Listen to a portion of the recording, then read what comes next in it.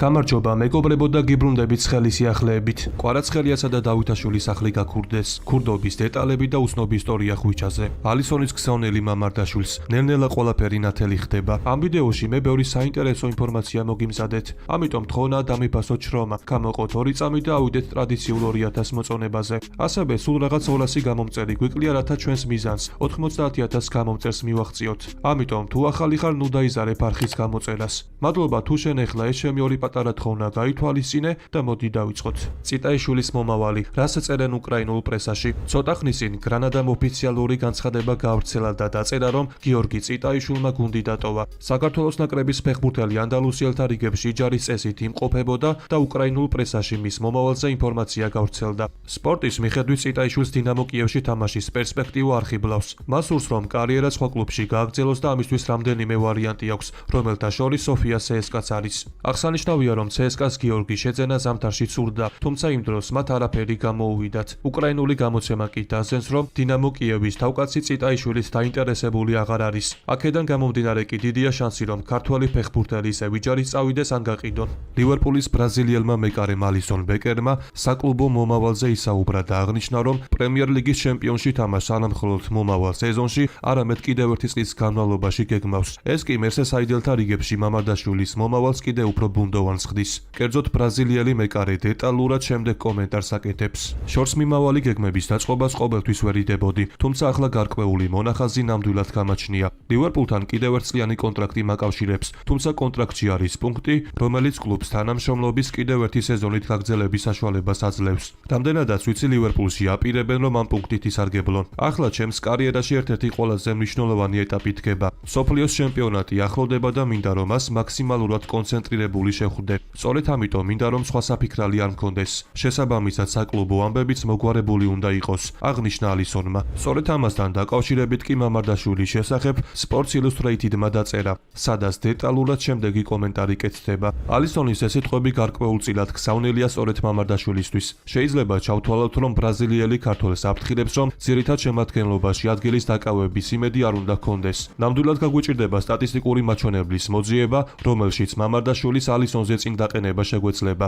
ერთადერთი რაც ქართველის პლუსად შეგვიძლია ჩავთვალოთ არის ის, რომ მას ტრამვებისადმი მიდრეკილება არ ახასიათებს. თუ კი 2022 წელს ვალენსიაში გადასვლის შემდეგ მან იძულებით მხოლოდ 3 მატჩი გამოტოვა, ამავე პერიოდში ალისონს 50 თამაში გაუცდა. სხვა მხრივ კი თუ კი ალისონი მსყოფში იქნება, მამარდაშვილის კარში გამოჩენას ნამდვილად არ უნდა ველოდოთ. წერია გამოცემაში. ცხადია, წითლების თავკაც არნესლოც მართლაც დიდი დაფიქრება მოუწევს, რათა ამხელა კონკურენციის ფონზე მეკარეთა შორის გარკვეული ბალანსის დაცვა მოახერხოს. თუმცა ჩვენ ყველაზე მეტად ის გვაინტერესებს თუ რა ელის მამარდაშვილს. ამიტომ ნახოთ თუ კიდევ რა სიახლე გავრცელდება ამასთან დაკავშირებით. უპირველეს ყოვლისა მინდა დავიწყო იმ ძალიან ცუდი ინფორმაციით, რაც კვარაცხელიასა და დავითაშვილის თავს გავრცელდა. საქართველოს ნაკრების ფეხბურთელების კვარაცხელიასა და დავითაშვილის სახლი გაქურდეს. ინციდენტი მაშინ მოხდა, როდესაც პარის სენ-ჟერმენისა და სენტ-ეტიენის მოთამაშეები კანში დასასვენებლად იმყოფებოდნენ. ჯეოთიმის ინფორმაციით სახლიდან წაღებულია ყველაფერი, ძვირფასეულობა, ჩანთები, საათები. გავრცელებული ინფორმაციით ინციდენტი მაშინ მოხდა, როცა ფეხბურთელები ოჯახის წევრებთან ერთად გარეთ იმყოფებოდნენ. ამიტომ საბედნიეროდ არავინ დაშავებულა. ამ ეტაპზე კი მიდის აქტიური გამოძიება, რათა დამნაშავეების დაკავება მოხდეს. ჩვენ კი იმედი დავიტოვოთ, რომ სამართალდამცავები შეძლებენ დამნაშავეების ყველაზე გასვლას და ბიჭებს კუთვნილ ძვირფასეულობას უკან დაუბრუნებენ. რაც შეეხება ხვიჩას და პარიზულ კლუბს, პარის სენ-ჟერმენის პრეზიდენტმა ნასერ ალ-ხელაიფიმ ერთ-ერთ გამოცემასთან ინტერვიუ ჩაწერა. მან საკუთარი კლუბის სატრანსფერო პოლიტიკაზე ისაუბრა, რომელშიც რასაკვირველია კვარაცხელიას მოიაზრებოდა. მისი კომენტარი კი დეტალურად შემდეგია. ახალგაზრდა მოთამაშეების განვითარებისთვის ლუის ენრიკეს საუკეთესო მწვრთნელია. მას ახალგაზრდა ფეხბურთელები უყვარს და მაგალითად 27 ან 28 წლის ფეხბურთელების ყიდვა მისთვის შეუძლებელია. მას მოსწონს ყველა ის მოთამაშე, რომელიც 21 ან 22 წლისაა. შეგიმჩნევიათ, რომელ ფეხბურთელებს ვყიდულობთ ბოლო დროს? ყველაზე უფროსი 23 ან 24 წლისაა. ლუის ენრიკე აფასებს საბრძოლო სულისკვეთებას. მას მოსწონს მოთამაშეები, რომლებიც მოედანზე ყველაფერს აკეთებენ, ბევრს დარბიან და გუნდისთვის მუშაობენ. როგორ მუშაობთ ტრანსფერებზე? სპორტული დირექტორი ლუის კამპოსი ენრიკეს ფეხბურთელის ვარიანტს გააცნობს. შემდეგ მან უნდა შეისწავლოს, როგორ თამაშობს, როგორია მისი ღირებულება და სხვა ასპექტები. ყველა შორის უნდა იყოს შეთანხმება, თუმცა ყველას თავისი როლი აქვს. საბოლოოდ კი ენრიკემ ფეხბურთელი უნდა დაამტკიცოს, განაცხადა PSG-ს პრეზიდენტმა. დავძენ იმასაც, რომ ცოტა ხნის წინ პარის სენ-ჟერმენის პრეზიდენტმა ნასერ ალ-ხელაიფიმ ჩემპიონთა ლიგის თასი დოჰაში ჩაიტანა და ერთ-ერთ სატელევიზიო შოუს ესტუმრა. პარიზელთა პირველმა კი საინტერესო ისტორია გაიხსენა, რომელიც კვარაცხელიას ეხება. ალხელაიფის თქმით, ფინალამდე 2 დღით ადრე საკუთარ სამწვრთნელ ბაზაზე PSG-მ დახურულ კარს მიღმა ივარჯიშა. ქართველი ფეხბურთელი კი თანაგუნდელს შეეჯახა და ლუის ენრიკე და სამწვრთნელო შტაბის წევრები აანერვიულა. მადლობა ღმერთს, რომ მოტეხილობა არ ყოფილა, განაცხადა ალხელაიფიმ სატელევიზიო შოუში. პარი სენ-ჟერმენის პრეზიდენტის თქმით, ენრიკე ისე ნერვიულობდა, რომ მზად იყო კვარასთვის დასვენების საშუალება მიეცა და ნება დაერთო, რომ ალიანს არენაზე გასამართ ვარჯიშში მონაწილეობა არ მიეღო. საბოლოოდ კი ყველაფერი კარგად დასრულდა. ქართველმა ფეხბურთელმა გუნდთან ერთად ივარჯიშა და ფინალში ინტერის წინააღმდეგ ბრწყინვალე გამოსვლა აჩვენა. ამასთან შეგახსენებთ, რომ ძალიან მალე, კერძოდ 14 ივნისს, საკლუბო მსოფლიო ჩემპიონატი იწყება. გოლმა კი ტურნირის ფავორიტები დაასახელა. ცნობილი გამოცემის მიხედვით კი ყველაზე მეტად ჩემპიონობის შანსი კვარაცხელიას PSG-ს აქვს. ეს გამოცემა კი დეტალურად შემდეგ კომენტარს აკეთებს. იანვრის შემდეგ ლუის ენრიკემ პარი სენ-ჟერმენში საოცარი ტრანსფორმაცია მოახდინა.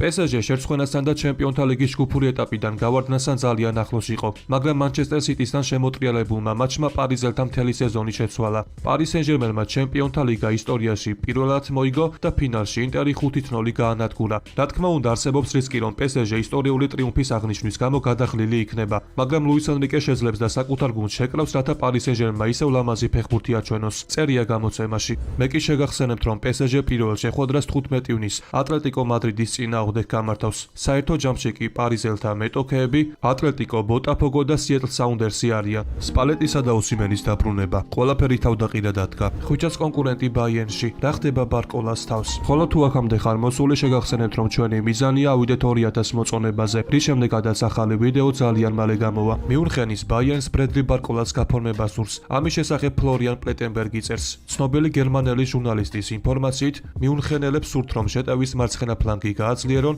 და პარი სენ-ჟერმენის ფეხბურთელს მთავარ სამიზნედ მიიჩნევენ. ამ საკითხზე პარიზელებთან გარიგება რთული იქნება, მაგრამ გერმანიის ჩემპიონები ამ შესაძლებლობას განიხილავენ. მაგრამ მეორეს მხრივ კვარაცხელიას მოსვლის შემდეგ ბარკოლას ათამაშო დრო შემცირდა, რითიც ფრანგი ფეხბურთელი უკმაყოფილოა და შესაძლოა, რომ გუნდის დატოვების სურვილი თავად ფეხბურთელმა გამოთქვას. თუმცა თუ ბარკოლას ყიდვა ვერ მოხერხდება, მიუნხენის ბაიერნი ნიკო ვილიამსზე გადაერთვება. გარდა ამისა, განიხილება რაფაელ ლეაუს, კოდი გაკპოსა და კაურო მიტომას კანდიდატურები. მე კი შეგახსენებთ, რომ ბარკოლა PSG-ს ღირსებას 2023 წლის აგვისტოდან იცავს. მიმდინარე სეზონში კი 22 წლის ფეხბურთელმა 58 მატჩი ჩაატარა, სადაც 21 გოლი გაიტანა და 19 ასისტი მიითვალა. ბოლო დღეებში მედიაში აქტიურად იწერებოდა, რომ ვიქტორ ოსიმენი კარიერას საუდის არაბეთში, კერძოდ ალ-ჰილალში გააგრძელებდა. თუმცა ახალი ინფორმაციით ყველაფერი თავდაყირა დადგა. თოქსპორტის ჟურნალისტები ბუჩილაბა და ბემ ჯეიკობსი იტყობინებიან, რომ ოსიმენს კლუბში სამედიცინო შემოწმება გუშინ უნდა გაევლო, თუმცა მხარეებმა შეთანხმებას ვერ მიაღწიეს. წყაროსნობით კლუბი ფეხბურთელს 4 წლიან კონტრაქტს და ხელფასის სახით 45 მილიონს თავაზობდნენ, თუმცა საბოლოოდ მათ ოსიმენისგან უარი მიიღეს. აღსანიშნავია, რომ ალ-ჰილალი ნაპოლის ოსიმენის ანაცვლოდ 75 მილიონ ევროს აძლევდა.